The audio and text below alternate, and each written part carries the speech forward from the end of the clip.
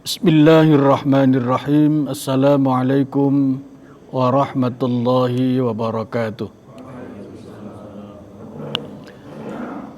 Alhamdulillahilladzi anzala al-Qur'ana hudan lil muttaqin wa arsala rasulahu rahmatan lil alamin. Assalatu wassalamu ala sayyidina Muhammadin sallallahu alaihi wasallam wa ala alihi wa ashabihi wa man ittaba'ahu ila yaumiddin. Allahumma arzuqna fahman nabiyyin wa hifdzal mursalin wa ilhamal malaikatil muqarrabin litaysiri umurina wa liqada'i hajatina wa lihusuli maqasidina wa ila hadratin nabiyil mustafa rasulillahi sallallahu alaihi wasallam. Al-Fatihah. A'udzu billahi minasyaitonir rajim. Bismillahirrahmanirrahim. Alhamdulillahi rabbil alamin. Arrahmanir rahim. Maliki yaumiddin. Iyyaka na'budu wa iyyaka nasta'in. Ihdinas siratal mustaqim. Siratal ladzina an'amta 'alaihim ghairil maghdubi 'alaihim waladdallin. Amin. Majelis Al-Ukhuwah yang saya hormati, yang Allah muliakan, layak bersyukur kepada Allah setelah salat jamaah maghrib hari ini akan kita lanjutkan tafaqquh fiddin, mendalami ajaran agama Islam. Saya ingin mengulang pertanyaan saya waktu ngaji bulan lalu. Pertanyaannya, Bapak Ibu jalan ke surganya mudah apa susah? Ya, itu pertanyaan penting itu. Kira-kira menurut keyakinan, perasaan hati Bapak Ibu sekalian, jalan ke surganya mudah apa susah? Yang susah ini kelihatannya kemarin nggak masuk ngajinya. Nah, ukurannya gampang. Rasulullah sallallahu alaihi wasallam bersabda, "Man salaka tariqan yaltamisu fihi ilman sahalallahu lahu tariqan ilal jannah." Siapa yang semangat hati ringan kaki datang ngaji untuk memperoleh ilmu, berarti dia dimudahkan jalannya ke surga oleh Allah Subhanahu wa taala. Nah, kalau begitu saya ulang pertanyaannya, kira-kira mudah apa susah? Mudah. Jangan berkata jalan ke surga itu susah, asal mau ngaji. Sebab jaminan Rasulullah jelas, orang yang selalu berusaha untuk mendalami agama, mencari ilmu, Allah akan mudahkan jalannya ke surga. Yang kedua, kenapa Allah mudahkan jalannya orang yang suka ngaji ke surga? Yang kedua, Rasulullah bersabda, "Man yuridillahu bihi khairan yufaqihu fiddin." Menurut keyakinan Bapak Ibu termasuk orang baik atau tidak baik? Baik. Nah, karena apa? Nabi bersabda, tandanya orang itu dikehendaki menjadi orang baik oleh Allah, dia diberikan kesempatan, kemauan, semangat untuk yufaqihu fiddin, mendalami agama. Maka saya lebih suka menggunakan istilah tafaqquh fiddin, ya, mendalami agama, karena itu istilah yang digunakan oleh Rasulullah sallallahu alaihi wasallam. Man yuridillahu bihi khairan yufaqihu fiddin.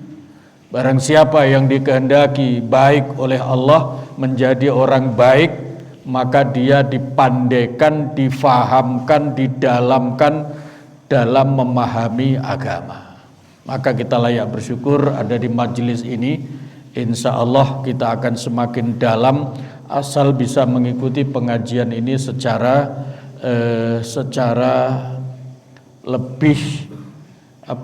lebih serius. Karena saya ngaji metodenya mengikuti Al-Quran. Al-Quran itu Allah menjamin memberikan ilmu tapi melalui membaca.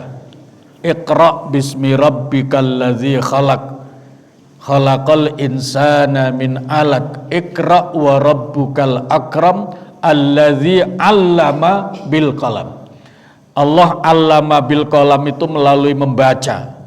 'Allamal insana ma lam ya'lam. Oleh karena itu saya meminta Bapak Ibu kalau ngaji siap-siap untuk membuka-buka ayat Al-Quran sesuai nanti yang kita kaji. Manfaatnya apa? Supaya nanti selepas kajian ini kalau tadarus tilawah sendiri akan ketemu ayat-ayat yang pernah dijelaskan, dan itu akan menjadi remind, akan menjadi rekaman ulang terhadap pemahamannya ayat-ayat Al-Quran. Di samping itu, kenapa saya memohon Bapak Ibu untuk ikut serta membuka-buka ayat Al-Quran yang kita kaji, ini sekaligus memenuhi salah satu dari 5 kewajiban pokok setiap muslim terhadap Al-Quran. Setiap muslim itu punya 5 kewajiban pokok terhadap Al-Quran. Pernah saya sampaikan supaya ini ingat lagi, singkat saja menjadi 5M. 1, setiap muslim muslimah wajib pertama mengimani Al-Quran. Itu jelas karena dia kitab suci. Yang kedua, kedua, setiap muslim muslimah punya kewajiban terhadap Al-Quran membaca dengan benar dan baik. Benar ukurannya tajwid, baik ukurannya keindahan suara. Yang kedua, tadi seperti bacaannya imam tadi. Bacaan imam itu tadi, bacaan Al-Fatihahnya tamam, sempurna. Ya. Itu tamam, sempurna. Kalau dari aspek fikih itu bacaannya Imam Syafi'i betul. Ya, ada bismillahnya, lalu ayat yang ke-7 tidak berhenti di tengah jalan. Biasanya suka siratal ladzina an'amta alaihim. Ada suka berhenti di situ. Nah, kalau berhenti di situ, ini rada ada masalah berkaitan dengan etika syarat membaca Al-Fatihah. Kalau bacaannya Imam Syafi'i itu Al-Fatihah 7 ayat. Ayat pertama bismillah, ayat yang terakhir siratal ladzina an'amta alaihim, tapi tidak boleh berhenti di alaihim. Dia harus terus. Tapi bacaannya Imam Malik beda, dia tidak pakai bismillah tapi boleh berhenti siratal ladzina an'amta alaihim. Tadi bacaan imam kita itu tamam betul, itu bacaannya Imam Syafi'i secara sempurna dari aspek fikih. Itu kewajiban kedua. Setiap muslim muslimah mampu membaca Al-Quran dengan benar dan baik. Yang ketiga, ini kaitannya, saya memohon kalau ngaji ikut buka-buka ayat, buka-buka Al-Quran. Yang ketiga, kewajiban setiap muslim muslimah terhadap Al-Quran adalah mempelajari dan memahami isi Al-Quran. Itu M yang ketiga. M yang keempat, nanti termasuk pelajaran kita hari ini. M yang keempat adalah mengamalkan petunjuk-petunjuk atau hukum-hukum Al-Quran dengan benar dan ikhlas. Ini tidak saja mengamalkan secara benar dari aspek praktek dan lain-lain, tapi yang tidak kalah pentingnya adalah ikhlas. Yang kelima, setiap muslim muslimah punya kewajiban yang kelima, M yang kelima terhadap Al-Quran adalah mendakwahkan dan mewariskan Al-Quran kepada generasi berikutnya minimal terbatas pada keluarga. Itulah 5M kewajiban setiap muslim muslimah terhadap Al-Quran. Oleh karena itu ngaji kita nanti supaya sekaligus salah satunya memahami ayat, mendalami isinya. Oleh karena itu saya mohon Bapak berkenan nanti kalau kita merujuk ayat-ayat Al-Quran bisa kita baca bersama, bisa kita lihat bersama. Baik, kajian yang lalu seluruh materi kita nanti insya Allah itu diberikan judul serial A'malul Qulub, amal-amalnya kolbu, ya, amal-amalnya kolbu. Nah, tempo hari kita awali dengan memantapkan syahadat. Kenapa begitu? Karena amal kolbu itu secara garis besar ada 3. Tugas hati kita, fungsi hati kita itu secara garis besar ada 3. Saya singkat 3 supaya gampang mengingatnya. Yang pertama untuk beriman, itu fungsi hati kita. Yang pertama fungsi hati itu amalnya adalah beriman. Ini hadis dalam Sahih Bukhari sangat gamblang. Ketika Nabi ditanya apa amal yang paling utama, ternyata Nabi menyatakan al-imanu billah, iman kepada Allah. Nah, gitu.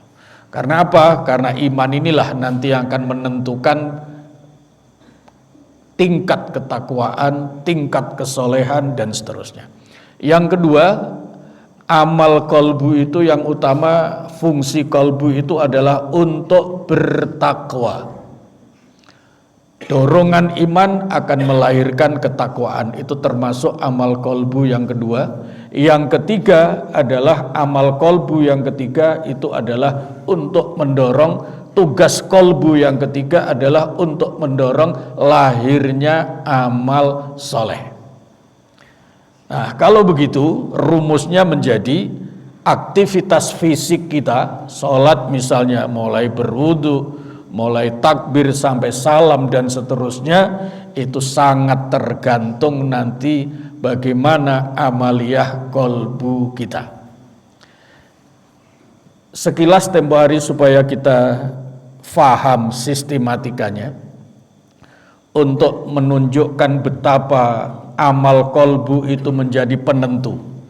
Tempo hari sekilas bulan lalu kita coba melihat ini di luar pelajaran fikih yang biasanya. Kalau Bapak Ibu ditanya syarat sholat itu ada berapa? Syarat sholat itu ada berapa?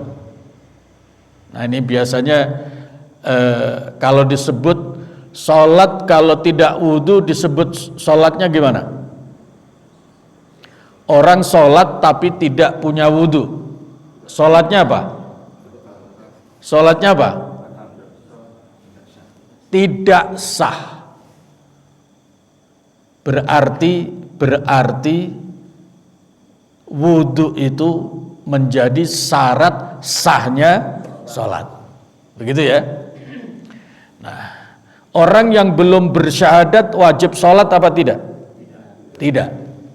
Itu namanya syarat wajib sholat. Jadi kalau orang belum bersyahadat dia tidak wajib sholat, wajibnya syahadat lebih dulu. Kalau sudah syahadat baru mendapatkan kewajiban sholat. Itu namanya syarat wajib. Syarat wajib lagi yang namanya sholat itu, di samping dia muslim, ya, dia sudah dewasa. Meskipun muslim tapi masih anak-anak, belum. Yang ketiga adalah akil. Biasanya digabung akil baligh. Akil itu orang yang waras secara mental. Maka orang yang ODGJ, orang yang kena gangguan jiwa, bahasa gamblangnya orang gila, itu tidak wajib sholat, tidak kena kewajiban sholat. Jadi siapa saja yang ingin bebas dari kewajiban sholat, masuknya di sana ya, masuknya di sana. Maka para kiai, para ustadz yang keras kalau melihat orang tidak sholat padahal dia waras, tidak ada hambatan, biasanya dikatakan itu orang gila. Begitu biasanya. Karena memang yang ingin bebas dari kewajiban sholat itu boleh, yaitu orang gila. Itu namanya syarat wajib. Yang kedua baru syarat sah. Salah satunya bersuci, yaitu wudhu, mandi, bersih, suci dari najis dan seterusnya. Yang ketiga, ini kaitannya amal kolbu. Yang ketiga syarat apa? Yang ketiga itu syarat diterima. Syarat diterima. Salat itu satu syarat wajib, yang kedua syarat sah. Meskipun sudah sah belum tentu diterima. Ini yang suka tidak mendapatkan perhatian dalam kajian-kajian. Biasanya kalau fikih, memang ini bukan ranahnya fikih, walaupun ada kaitannya. Ya. Salat perlu niat apa tidak? Nah, bahkan menjadi rukun salat. Disitulah pentingnya yang namanya ikhlas.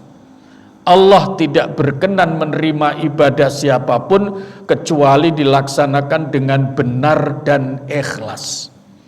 Nah, kalau ingin bukti bahwa salat itu ada syarat diterima yaitu ikhlas, coba lihat di dalam surat Al-Baqarah. Di dalam surat Al-Baqarah satu ayat tapi itu mencakup, memerlukan sekian rangkaian ilmu. Surat Al-Baqarah ayat 238. Ketemu? Hafizu alas sholawati was sholatil wusta. Nah, itu aspek fikih. Wa qumu lillahi. Apa terjemahannya di situ? Peliharalah semua salat dan salat wusta. Terus? Dan laksanakan salat karena Allah. Itulah yang kemudian ada syarat diterimanya salat adalah bukan sekedar benar, tapi harus ikhlas.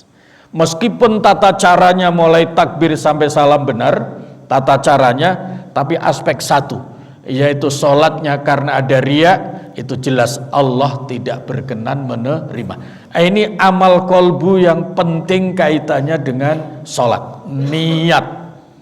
Nah, begitu. Yang keempat, syarat keempat di situ dalam ayat apa tadi terjemahannya? Di samping laksanakan salat itu karena Allah, maka dalam niat sebagai ungkapan ikhlas, sholli fardhal maghribi bla bla bla bla, ujungnya apa? Lillahi ta'ala, semata-mata karena Allah. Ah, begitu. Itu ranahnya kolbu, karena niat itu tempatnya di hati. Dalam mazhab Syafi'i yang namanya melafalkan niat usolli fardhal maghribi dan lain sebagainya, itu kalau dalam mazhab Syafi'i hukumnya sunnah. Tetapi seluruh ulama sepakat bahwa niat itu ada dalam hati. Kalau ditanya lebih lanjut, kenapa niat itu harus ada dalam hati? Karena hati itulah adanya iman. Bagaimana mungkin bisa beribadah dengan ikhlas apabila tidak ada iman yang ada di dalam hati? Maka namanya iman, yang namanya ikhlas, namanya khusyuk, segala macam itu adalah ranah amalnya kolbu. Yang keempat, ujung ayat, laksanakan sholat karena Allah dan khusyuk. Nah, di sini letaknya. Khusyuk letaknya di mana? Khusyuk itu pekerjaan hati. Nah, dalam sholat khusyuk ini namanya syarat sempurna. Nah, begitu ya. Syarat sempurnanya sholat adalah khusyuk. Kalau begitu mudah-mudahan ini menjadi wawasan ilmu kita. Di samping ilmu fikih yang sudah dikuasai, maka silahkan kita dikembangkan bahwa syarat sholat itu ada 4 hal. Yang pertama syarat wajib, yang kedua syarat sah, dan yang ketiga syarat diterima, dan yang keempat syarat sempurna. Untuk 1, 2 sudah sering dikaji dalam fikih. Syarat wajib, syarat sah. Nah, yang ketiga ini yang penting, yaitu syarat diterima adalah ikhlas, dan yang keempat syarat sempurna adalah khusyuk. Nah, maka khusyuk ini nanti menjadi bagian dari amaliyah kolbu. Amaliyah kolbu. Bapak Ibu merasa susah apa mudah khusyuk itu? Loh, kok susah semua? Susah semua. Kalau khusyuk itu susah, makanya nanti kita kaji, sesungguhnya khusyuk itu mudah. Jangan-jangan yang bikin susah itu penjelasannya. Nah, begitu. Padahal Al-Quran menjamin, walaqad yassarnal Qur'ana lidzikri fahal mim muddakir. Allah itu menjadikan Al-Quran itu pelajaran yang mudah. Salah satu pelajarannya adalah khusyuk. Mestinya khusyuk itu tidak sulit. Maka ini nanti menjadi ranah kajian kita. Nah, baik, itu pentingnya amal kolbu khusus dalam sholat seperti itu. Maka kemudian tempo hari kita mulai dengan memantapkan syahadat. Saat ini memantapkan syahadat poin yang pertama. Orang yang ini perlu rada teliti. Kalau orang sudah bersyahadat, ya, walaupun syahadatnya baru tadi menjelang maghrib atau belum melaksanakan apapun kewajiban agama, pokoknya begitu syahadat, dia dipanggilnya sebagai apa? Biasanya dipanggilnya, kalau Al-Quran memanggilnya apa? Nah, biasanya kalau kita suka disebut mu'alaf, begitu ya. Tapi Al-Quran itu begitu orang bersyahadat, itu sudah dipanggil ya ayyuhalladzina amanu. Dia sudah masuk kelompok orang beriman. Karena apa? Karena syahadat itu sesungguhnya adalah deklarasi iman. Maka tidak sekedar mengucapkan, tapi syahadat itu seharusnya keluar dari keyakinan hati. Nah, oleh karena itu untuk menjaga jangan sampai syahadat itu hanya sebatas di bibir, tidak mantap ke dalam hati, maka kemudian Allah memberikan jalan. Ya ayyuhalladzina amanudzukurullaha dzikran katsira. Lihat surat Al-Ahzab. Surat Al-Ahzab surat yang ke-33. Itu Allah memanggil orang yang beriman untuk memperbanyak zikir. Maka orang yang begitu orang itu sudah bersyahadat, maka dia harus mengikuti ini. Perjalanannya harus mengikuti ini. Mantapkan syahadatnya, supaya kalau mantap syahadatnya, nanti bangunan syariat Islamnya akan kuat. Karena syahadat itu pondasi. Kalau rumah pondasinya kuat, maka akan berapa tingkat pun akan kokoh. Tapi kalau pondasinya rapuh asal-asalan, bisa roboh sebelum selesai. Maka kewajiban seorang muslim setelah bersyahadat, dia wajib memantapkan syahadatnya. Jangan sampai syahadatnya hanya sekedar ucapan lisan. Pertanyaannya, bagaimana caranya? Bagaimana caranya? Ini sekaligus masukan dan evaluasi. Barangkali ada aktivitas mensyahadatkan rekan-rekan kita, mensyahadatkan sahabat-sahabat kita yang tadinya belum muslim menjadi muslim, maka tahap berikutnya yang harus dikuatkan adalah ajak banyak berzikir, karena melalui zikir itu syahadatnya, tauhidnya bisa mantap. Maka di dalam surat Al-Ahzab ayat 41, itu ayatnya pendek tapi jelas, ya. Ya ayyuhalladzina amanudzukurullaha dzikran katsira. Wahai orang-orang beriman, lakukan zikrullah dengan zikir yang sebanyak-banyaknya. Segera muncul pertanyaan, zikir yang mana yang diperbanyak? Nah, begitu ya. Allah memanggil orang beriman, termasuk utamanya orang yang baru bersyahadat, supaya syahadatnya mantap, karena syahadat itu adalah deklarasi iman.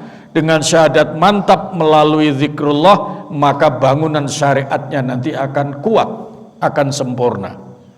Zikirnya mana? Zikirnya ada di surat Muhammad. Jadi ini di sistematikanya hendaknya kita pahami betul. Begitu orang bersyahadat, maka sudah masuk kelompok beriman, maka dipanggil oleh Allah, ya ayyuhalladzina amanudzukurullaha dzikran katsira.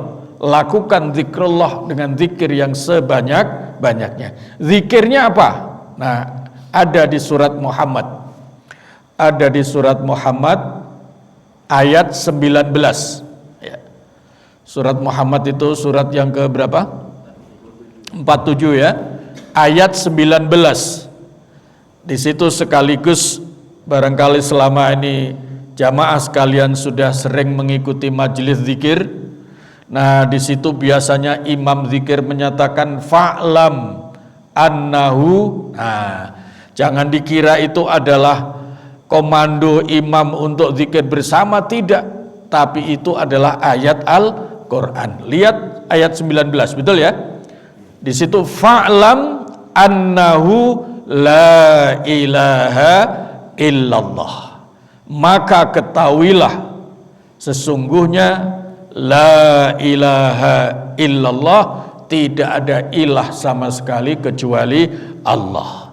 Setelah itu baru Allah menyerukan wastaghfir lidzambika ya, walil mu'minina wal mu'minat, dan beristighfarlah untuk dirimu dan untuk sesama orang beriman, laki maupun perempuan. Wallahu ya'lamu mutaqallabakum wa mathwakum. Nah, rangkaian ayat ini menjadi penting, majelis al-ukhuwah yang saya hormati. Rangkaian ayat ini menjadi penting sebagai ilmu petunjuk dari Allah, bahwa setelah la ilaha illallah baru kemudian istighfar. Ini artinya apa? Artinya zikir la ilaha illallah itu adalah zikir yang utama.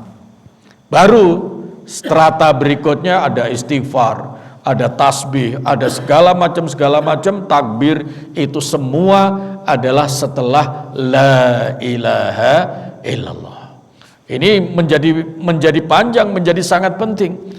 Kenapa? Makanya Nabi menyatakan begini, afdhaluz zikri, itu hadis riwayat Imam At-Tirmidzi. Afdhaluz zikri la ilaha illallah. Itu hadis. Kalau kata-kata afdhaluz zikri itu hadis, sabda Nabi. Kalau fa'lam annahu itu ayat. Nah, maka kemudian sunnahnya, sayugianya, begitu akan mulai zikir, maka diawali dengan kalimat afdhaluz zikri fa'lam annahu la ilaha illallah. Kalau zikir sendirian apa perlu begitu? Perlu. Karena itu seruan ayat sekaligus mengingatkan kita bahwa zikir yang akan kita zikirkan la ilaha illallah itu, kata Nabi, sabda Nabi, adalah zikir yang utama. Dan yang kedua itu adalah ayat Al-Quran mengingatkan fa'lam. Nah, oleh karena itu sebaiknya dirangkai. Apalagi kalau menjadi pimpinan zikir, itu selalu ada afdhaluz zikri fa'lam annahu la ilaha illallah. Baik, jadi zikir yang utama, seruan Allah di ayat 41 surat Al-Ahzab tadi, itu adalah zikir la ilaha illallah. Maka pertanyaan berikutnya, apa pentingnya? Ya, apa dahsyatnya? Bagaimana dahsyatnya kalimat zikir la ilaha illallah ini? Ada 15 ya. Ada 15 poin pentingnya zikir la ilaha illallah. Yang pertama zikir la ilaha illallah itu sampai ditekankan secara khusus oleh Allah melalui ayat 19 surat Muhammad tadi, fa'lam annahu la ilaha illallah, itu tujuan yang utama adalah memasukkan iman tauhid ke dalam hati. Itu yang paling penting ya.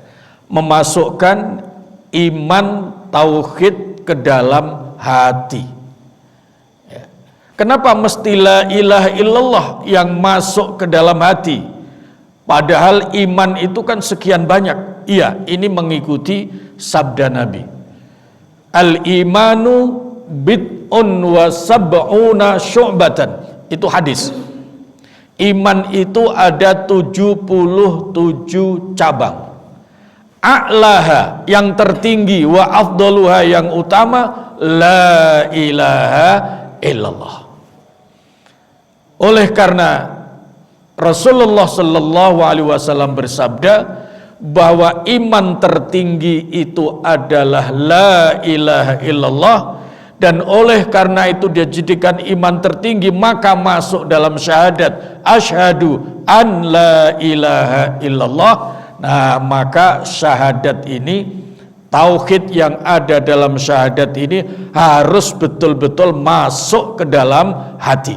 Tidak cukup hanya diucapkan secara lisan. Apa alasannya? Alasannya, kalau syahadat itu tidak masuk ke dalam hati, maka orang yang bersyahadat belum dikatakan sebagai orang yang beriman. Nah, ini menjadi sangat penting. Zikir yang utama la ilaha illallah itu punya peran penting, yaitu memantapkan iman ke dalam kolbu. Kalau syahadat hanya lisan saja, imannya tidak masuk ke dalam hati, itu belum dikatakan orang yang beriman, baru Islam. Baca surat Al-Hujurat.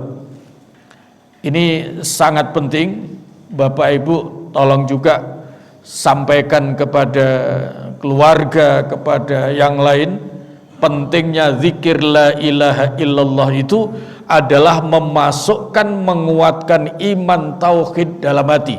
Sebab kalau syahadat itu baru di lisan, itu tidak dikatakan sebagai orang yang beriman. Ayat berapa tadi? 14. Surat Al-Hujurat ayat 14. Qalatil a'rabu amanna. Orang-orang Arab Badui menghadap Rasulullah seraya menyatakan, kami adalah orang-orang beriman. Tapi ternyata Nabi mendapatkan wahyu dari Allah untuk tidak menerima begitu saja. Qul lam tu'minu Muhammad, sampaikan kepada orang-orang yang menyatakan iman di depanmu itu, katakan lam tu'minu, kalian itu belum beriman. Walakin qulu aslamna, tapi katakanlah kami baru Islam. Alasannya apa? Dalam kalimat berikutnya, walamma yadkhulil imanu fi qulubikum, karena iman belum masuk di hatimu. Nah, karena alasan inilah yang kemudian iman harus betul-betul masuk ke dalam hati. Caranya bagaimana? Caranya memperbanyak zikir la ilaha illallah. Sudah azan? Boleh nanti kita lanjutkan setelah sholat Isya.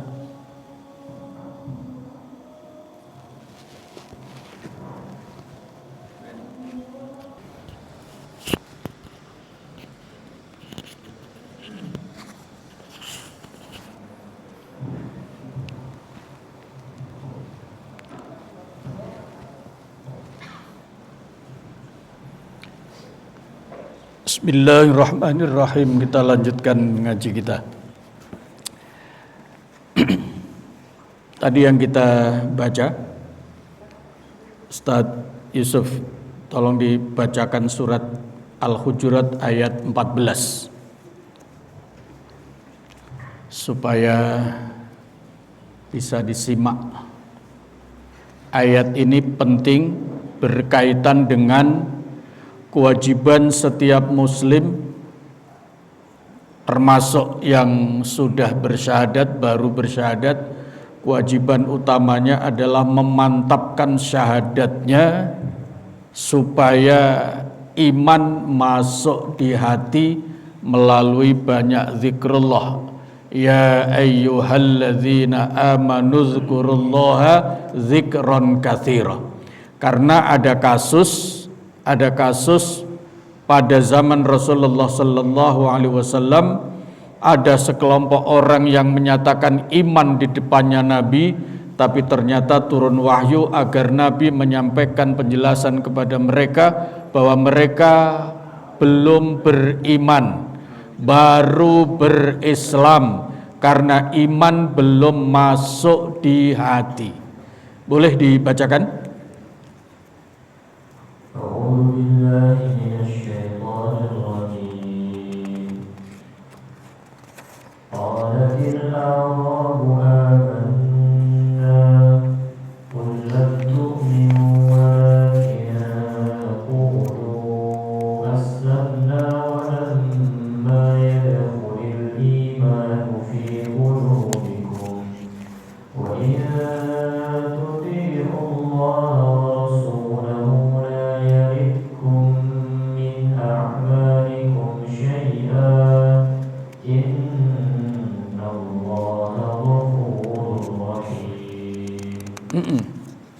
Artinya Orang-orang Badui berkata, kami telah beriman. Katakanlah kepada mereka, kamu belum beriman, tetapi katakanlah kami telah tunduk Islam, karena iman belum masuk ke dalam hatimu. karena iman belum masuk ke dalam hatimu. Jadi ada kemungkinan orang sudah bersyahadat tapi imannya belum masuk ke dalam hati. Dan itu ternyata oleh Al-Quran dinyatakan kamu belum beriman. Itu sebabnya kewajiban setiap muslim memantapkan imannya, iman tauhid la ilaha illallah, dan itu melalui banyak berzikir. Zikir yang utama la ilaha illallah. Itu yang pertama. Yang kedua, tujuan zikir, memperbanyak zikir la ilaha illallah itu adalah memperbarui iman. Ya, memperbarui iman. Ini berkaitan dengan sabda Nabi. Rasulullah SAW pernah bersabda, jaddidu imanakum. Nasihatnya kepada para sahabat, perbarui selalu iman kalian. Nah, kalau ada istilah perbarui iman kalian, berarti ini ada iman yang lama, maka perlu diperbarui. Kira-kira kalau baju itu baju lama, apalagi sudah kelihatan kumal, kelihatan kusut, pantas enggak dibawa ke kondangan? Ini kira-kira ilustrasinya. Kalau iman itu tidak diperbarui, padahal iman itu adalah semangat bagi seorang muslim, maka berarti semangatnya bisa kendor. Padahal iman itu nantinya yang mendorong ketakwaan, mendorong lahirnya amal soleh. Oleh karena itu Nabi menyerukan supaya perbarui selalu iman kalian. Maka sahabat bertanya, fa kaifa nujaddidu imanana ya Rasulullah? Bagaimana kami cara memperbarui iman itu? Ternyata Nabi menyatakan, jaddidu imanakum bikasrati qauli la ilaha illallah. Cara memperbarui iman supaya semangatnya selalu baru dalam beramal soleh adalah dengan cara memperbanyak zikir, dan zikirnya adalah la ilaha illallah. Nah, oleh karena itu kalau ada istilah perbarui berarti iman ini lama. Pertanyaannya adalah kapan manusia itu mulai beriman? Pernah Bapak diskusikan itu? Kapan manusia itu sesungguhnya mulai beriman? Kapan? Sejak lahir, sejak masih ada di alam ruh. Ketika setiap manusia ada di alam ruh, sejak saat itulah imannya sudah ditanamkan oleh Allah Subhanahu wa Ta'ala. Itu penjelasannya ada di surat Al-A'raf ayat 172. Ya. Surat Al-A'raf ayat 172 itu yang memberikan penjelasan bahwa setiap manusia ketika masih di alam ruh sudah disyahadatkan oleh Allah, berarti imannya sudah ditanamkan oleh Allah Subhanahu wa Ta'ala. Boleh dibaca ayatnya? 172 surat Al-A'raf.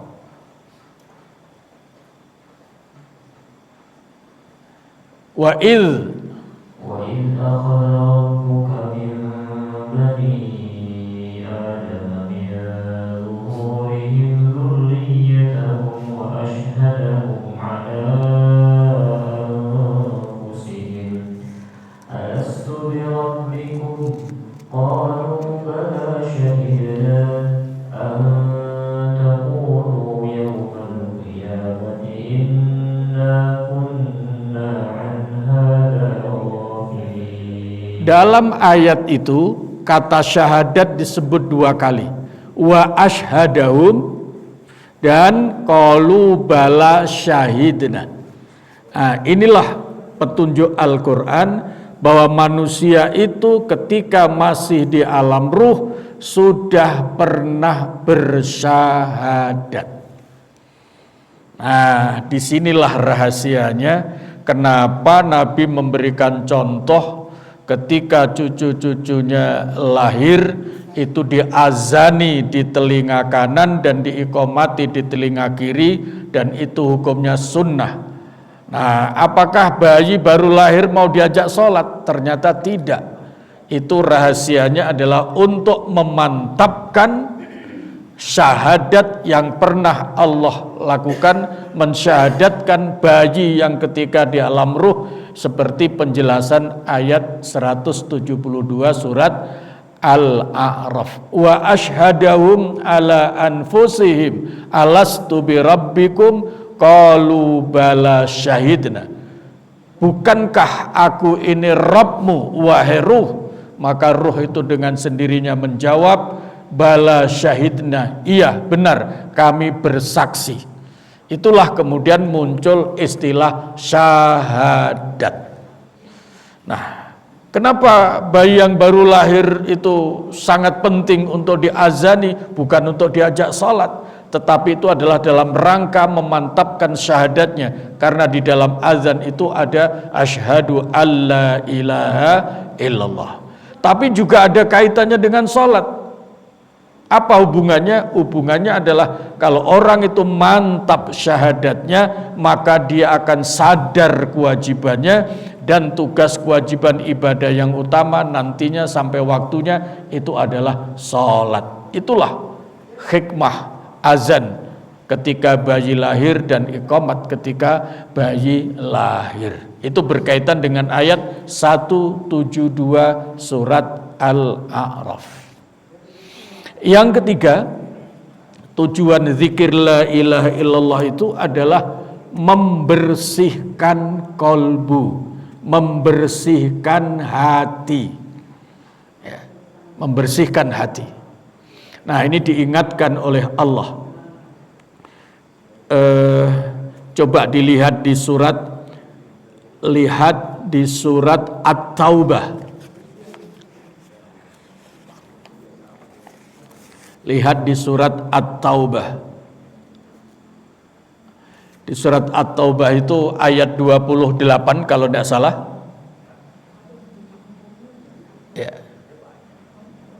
Ya ayyuhalladzina amanu, betul ya?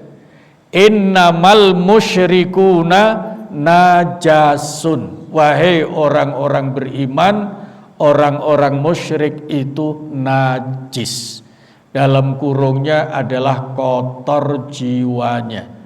Nah, supaya orang beriman yang sudah bersyahadat itu hatinya tidak lagi kotor seperti orang-orang musyrik, atau menjaga jangan sampai orang beriman di hatinya ada syirik, maka perlu dibersihkan.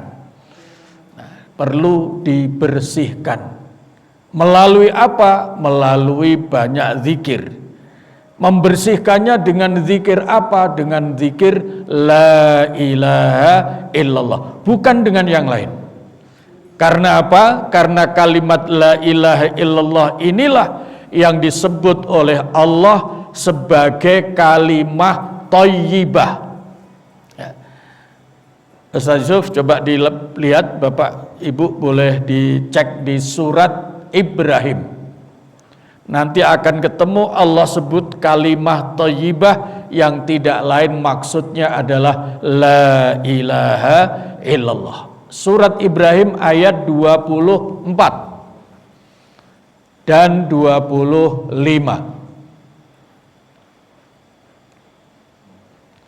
Ya, alam tara. Betul ya? Kaifa daraballahu masalan kalimatan thayyibah. Tidakkah kalian perhatikan bagaimana Allah membuat perumpamaan kalimat thayyibah? Menyegarkan ilmu Bapak Ibu sekalian, Yang disebut, yang dimaksud kalimat thayyibah dalam ayat itu adalah kalimat la ilaha illallah. Nah, kenapa ini harus masuk dalam hati? Karena namanya kalimat thayyibah. Kalau kalimat thayyibah ini masuk dalam hati, maka hati itu dijamin menjadi bersih. Nah, kalau hati itu bersih, nah, maka tidak akan menjadi penyakit. Kalau sebaliknya, kalau hati itu tidak dibersihkan, maka hati itu lambat laun akan kena penyakit. Nah, penyakit hati itu sekian banyak, yang otomatis penyakit hati ini tidak lain akan merusak amal, akan merusak perilaku. Jangankan lebih dari satu saja ada penyakit hati, itu bisa merusak seluruh amal yang dilakukan. Salah satunya apa? Riya, lawan kata ikhlas, itu penyakit hati yang paling ganas. Salah satu penyakit hati yang paling ganas itu adalah riya, lawan kata ikhlas. Itu sebabnya dalam beribadah tidak boleh ada riya. Sebab kalau ada riya artinya tidak ikhlas, Allah tidak berkenan menerima. Itulah sebabnya di dalam ayat terakhir surat Al-Kahfi itu Allah tegaskan wala yusyrik bi ibadati rabbihi ahada. Dalam ibadah tidak boleh ada syirik. Salah satu wujud syirik dalam ibadah itu adalah double niat. Sepertinya karena Allah tapi menyimpan niat yang lain supaya mendapatkan perhatian manusia, dipuji manusia dan lain-lain. Berbagai macam model riya, dan itu sekecil apapun itu akan merusak amal ibadah seorang muslim. Nah, supaya tidak ada penyakit dalam hati, maka hati harus selalu bersih. Yang untuk membersihkannya adalah memperbanyak zikir dimasukkan ke dalam hati, yaitu kalimat la ilaha illallah. Itu pentingnya yang ketiga, zikir la ilaha illallah. Kalimat la ilaha illallah itu tempo hari pertemuan yang lalu sudah pernah didiskusikan. Itu ada yang namanya la ilaha, itu namanya nafi. Jadi itu istilah zikirnya adalah nafi. Illallah itu istilah dalam zikirnya adalah isbat. Nafi artinya membuang, isbat artinya menetapkan. Ya. Nafi artinya membuang, maka kalimat la ilaha, tidak ada ilah, itu maksudnya orang yang zikir harus punya niat membuang semua ilah yang ada di dalam hati. Nah, kalau itu sudah dibuang, namanya takhalli, mengosongkan hati dari semua ilah, dari semua kotoran. Nah, setelah itu kemudian illallah, setelah kosong diisi hanya dengan Allah. Maka itu namanya isbat, ya. Namanya isbat. Ada nafi menafikan, membuang, ada isbat. Ada takhalli mengosongkan, ada tahalli menghiasi. Maka kalimat la ilaha illallah itu takhalli. Ketika orang berzikir hendaknya punya niat, tidak sekedar mencari pahala. Kalau pahala sudah jelas, begitu diucapkan dapat pahala. Tapi kalau tidak dengan sungguh-sungguh memasukkan ke dalam hati, maka hikmah zikirnya yang tidak akan diperoleh. Maka memperbanyak zikir la ilaha illallah itu hendaknya sekaligus punya kesadaran, punya niat membuang semua kotoran hati, membersihkan kolbu, membersihkan semua ilah yang dalam hati, lalu kemudian dihiasi, diisi, dimantapkan dengan illallah. Ya. La ilaha illallah. Itu pentingnya yang ketiga, zikir itu adalah untuk membersihkan hati. supaya hatinya tidak menjadi hati yang berpenyakit. Kalau penyakit nggak segera diobati, lama-lama apa? Lama-lama apa kira-kira? Orang sakit tidak diobati, lama-lama apa?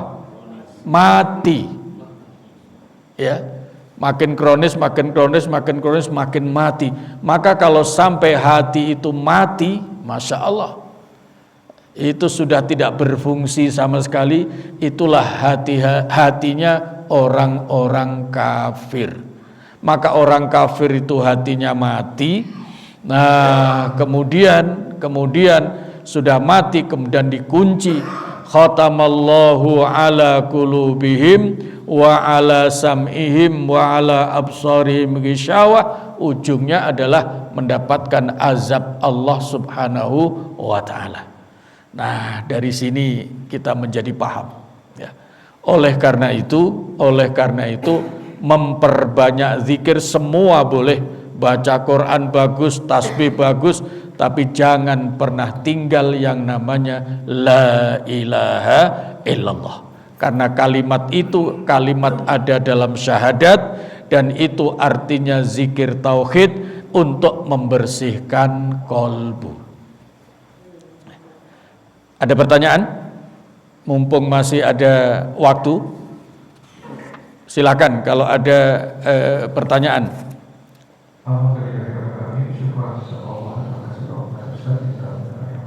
Ya. Masih ada waktu sekitar 12 menit.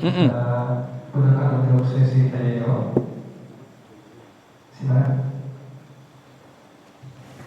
Assalamualaikum warahmatullahi wabarakatuh. Waalaikumsalam warahmatullahi wabarakatuh. Ya. Untuk waktunya dan jumlah yang diserahkan untuk zikir pada Allah itu. Ya. Waktu dan jumlah, ya. Nah, ayat 41 surat Al-Ahzab tadi, ya ayyuhalladzina amanu dzkurullaha dzikron katsira. Wahai orang-orang beriman, lakukan zikrullah sebanyak-banyaknya. Maka banyak itu berapa? Itu satu. Yang kedua juga dari aspek kuantitasnya, jumlahnya. Nah, saya ingin tunjukkan minimal, tapi jangan diikuti yang minimal, karena Al-Qur'annya menyatakan zikron katsira, zikir yang sebanyak-banyaknya. Kalau dalam hitungan bahasa Arab yang namanya minimal itu, banyak itu minimalnya 3. Tapi jangan pas-pasan zikirnya hanya 3 kali, walaupun itu sudah dianggap banyak. Banyak tapi minim itu adalah 3 kali. La ilaha illallah, la ilaha illallah, la ilaha illallah. Nah, waktunya kapan? Waktunya tidak terbatas dalam segala keadaan. Ustadz Yusuf, coba dilihat Al-Qur'annya di surat Ali Imran, ya, itu di sana ayat ke akhir surat Ali Imran. Bapak Ibu sering bacanya kapan? Akhir 10 ayat terakhir surat Ali Imran itu sering bacanya kapan? Bangun tidur. Sunnahnya setelah alhamdulillahilladzi ahyana dan seterusnya, itu baca 10 ayat terakhir surat Ali Imran. Mulainya begitu. Inna fi, ada ya? Inna fi khalqis samawati wal ardi wa ikhtilafil laili wan nahar la ayatil liulil albab. Nah, di situ alladzina yazkurunallaha qiyaman wa qu'udan wa ala junubihim. Jadi zikir itu saat berdiri, saat duduk, saat baring. Artinya apa? Pertanyaan tadi, zikir banyak sebanyak-banyaknya itu waktunya kapan? Kapan saja dan dalam segala keadaan. Hanya saja Orang bisa zikir dalam segala keadaan itu memang kalau sudah terlatih zikir, kalau tidak lebih banyak ngeblanknya, ya, lebih banyak lupanya, lebih banyak lengahnya. Maka dalam ayat yang dibaca dalam surat itu, ma gharraka bi rabbikal karim alladzi khalaqaka fasawwaka fa'adalak. Apa yang sesungguhnya membuatmu lupa kepada Allah? Ternyata itu banyak urusan dunia, banyak aktivitas itu kalau tidak terbiasa dilatih zikir, maka saat aktivitas dia lupa. Oleh karena itu melatih zikir ini menjadi penting. Bukan saja zikir secara lisan. Zikir itu punya 3 arti. 1, ingat. Yang kedua, menyebut. Dan yang ketiga, sadar. Itu arti dari kata zikir. 1, ingat, nah, mengingat Allah. Tapi tidak cukup hanya ingat saja. Maka kemudian ada zikir jahri, yaitu secara lisan, minimal Allah. Sempurnanya la ilaha illallah. Dan yang ketiga, sadar. Sadar apa maksudnya? Sadar tentang Allah yang selalu melihat kita, sadar tentang Allah yang memiliki taklif, memiliki perintah-perintah kepada kita sebagai hambanya. Nah, kesadaran itulah yang akan membangun semangat untuk lahirnya amal soleh. Itu bermula dari hati. Cukup? Jadi zikir sebanyak-banyaknya. Nah, bobot dari zikir la ilaha illallah itu yang tempo hari sempat kita jelaskan itu, Nabi Musa memang pernah minta kepada Allah, ya, pernah minta kepada Allah, wahai Allah, ajarkan aku satu kalimat yang bisa untuk aku gunakan doa sekaligus berzikir, zikir sekaligus berdoa. Allah memerintahkan kul la ilaha illallah. Apa jawaban Nabi Musa? Kullu ibaduka yaqulu hadza. Wahai Allah, kalau la ilaha illallah semua hambamu sudah berzikir itu. Saya minta yang khusus untuk saya. Ternyata yang kedua Allah nyatakan kul la ilaha illallah. Musa, ucapkan la ilaha illallah. Nabi Musa masih belum terima, ya. Maka masih meminta, wahai Allah, yang saya minta adalah zikir dan doa yang khusus istimewa untuk saya, yang tidak engkau berikan kepada yang lain. Karena sudah 3 kali, maka Allah menekankan, ya Musa, wahai Musa, tahukah engkau bobot kalimat la ilaha illallah? La ilaha illallah itu kata penjelasan Allah kepada Nabi Musa, lau annas samawati sab'i wal aradin, seandainya 7 langit 7 bumi fi kaffatin, di dalam genggaman sebelah tanganmu, wala ilaha illallah fi kaffatin ukhra, kalimat la ilaha illallah itu ada di genggaman tanganmu yang sebelah, malat ma fihi la ilaha illallah, maka masih lebih berbobot, lebih berat kalimat la ilaha illallah. Jadi kalau begitu, kalimat la ilaha illallah itu bobotnya minimal sebanding 7 langit 7 bumi seisinya. Itulah maka kita ngaji dahsyatnya kalimat la ilaha illallah sampai 15 poin, ya. Ini baru sampai poin yang ketiga, yaitu untuk membersihkan kolbu. Cukup? Ada lagi?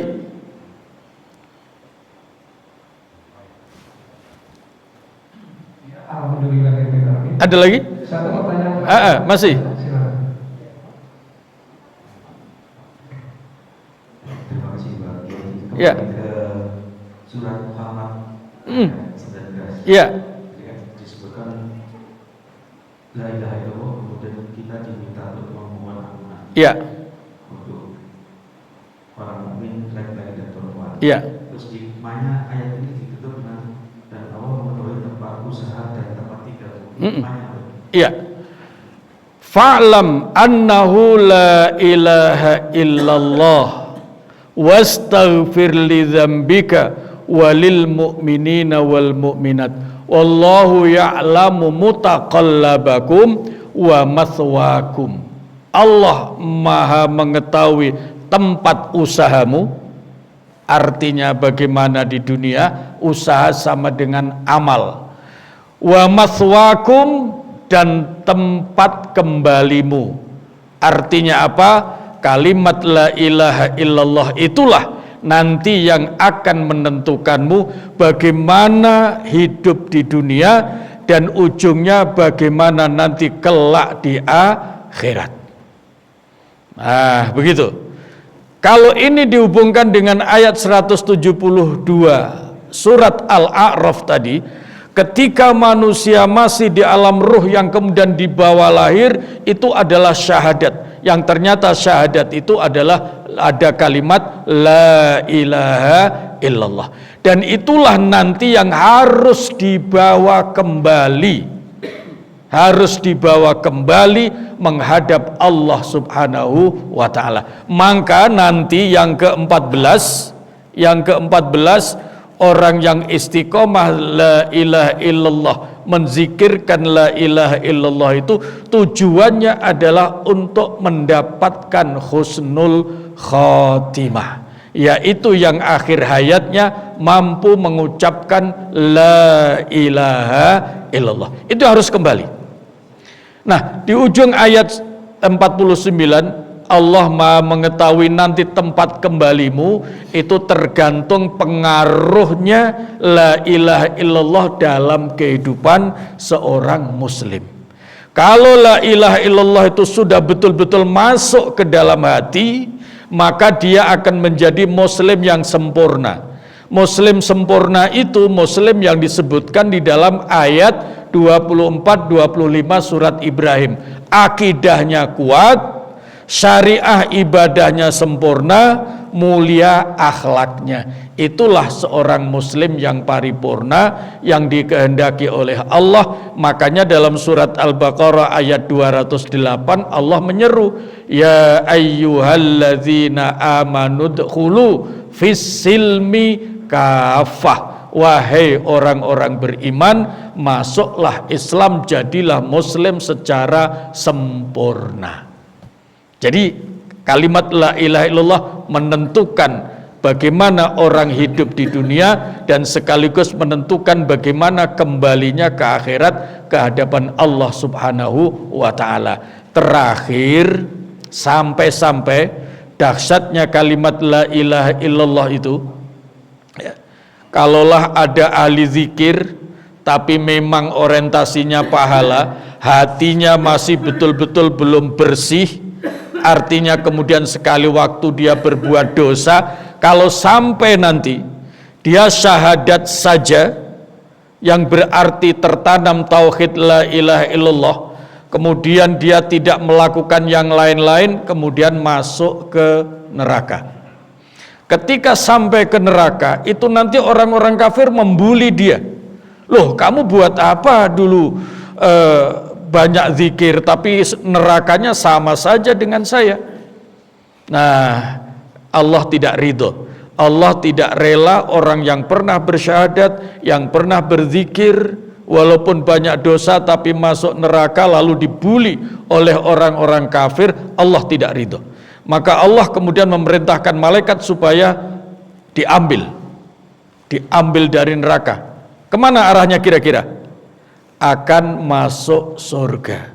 Maka orang-orang kafir kemudian bengong, sehingga tercantum dalam ayat surat Al-Hijr, rubama yawaddul ladzina kafaru law kanu muslimin. Orang-orang kafir yang membuli seorang muslim yang masuk neraka tadi itu akhirnya bengong. Wah, kalau tahu begitu saya dulu masuk Islam. Dia sampai menyesal. Nah, orang yang seorang muslim yang masuk neraka kemudian diambil, kemudian akan dimasukkan di surga, itu di jidatnya ada stiker Al-Jahannamiyun, artinya alumni Jahannam. Itu dijelaskan di dalam Al-Quran ayat 2 surat Al-Hijr, alumni Jahannam. Nanti kita pelajari lebih lanjut. Cukup, Pak? Baik, itu ngaji kita pada malam hari ini, mudah-mudahan bermanfaat. Nanti kita lanjutkan pada kesempatan yang akan datang, karena ini basic basic tauhid, basic iman kita, maka hendaknya kita harus bersabar supaya keislaman kita betul-betul kokoh, sehingga nanti kita mampu memenuhi seruan Allah, ya ayyuhalladzina amanu dkhulu fis-silmi kafah. Masuklah Islam, jadilah muslim yang sempurna, paripurna, muslim yang kafah. Tutup dengan doa. Bismillahirrahmanirrahim. Masih ingat doa anti munafik? Allahumma tahhir qalbi minan nifaq wa amali minar riya wa lisani minal kadhib wa aini minal khiyanah fa innaka ta'lamu kha'inatal a'yun wa ma tukhfis sudur. Rabbana atina fid dunya hasanah wa fil akhirati hasanah wa qina adzabannar walhamdulillahi rabbil alamin. Wassalamu alaikum warahmatullahi wabarakatuh.